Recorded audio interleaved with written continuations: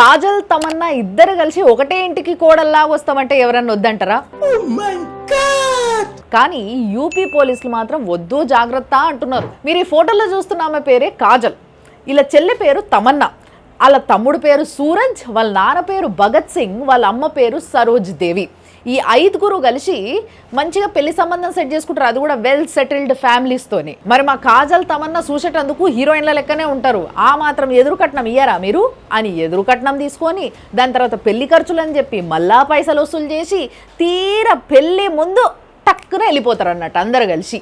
లేదా కుదరలేదనుకో ఒక్కొక్కసారి పెళ్ళైన తెల్లారే నగలు పైసలు ఏం దొరుకుతాయి పట్టుకొని అందరు కలిసి వెళ్ళిపోతారు అన్నట్టు. ఇట్లా హర్యానా, యూపీ, రాజస్థాన్ రాష్ట్రాలల్లో ఎన్నో పెళ్ళిళ్ళు చేసుకొని అందరి దగ్గర పైసలు పట్టుకొని ఇట్లనే వెళ్ళిపోతూ ఉంటారు అన్నట్టు.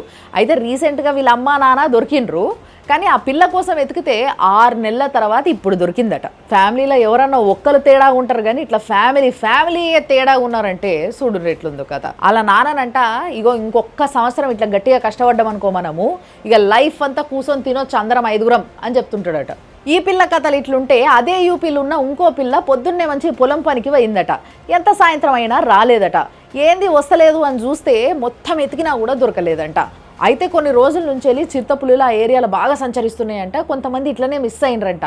ఇక ఈ పిల్లను కూడా చిరుతపులే ఎత్తుకపోయి తినేసిందేమో, పోనీ ఎముకలన్నా దొరకని దేవా అని మొత్తం తిరిగి ఎతికిర్రట, ఏడ దొరకలేదట.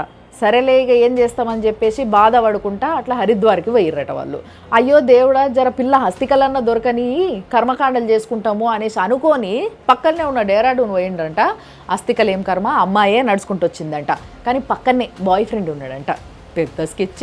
చిరుతపుల్లలకి కూడా వార్తలు చూసి అర్థం చేసుకునే అంత తెలివే ఉంటే ఒసే మమ్మల్ని గిట్ల కూడా వాడుకుంటూ రావే మీరు అనుకుంటే కావచ్చు.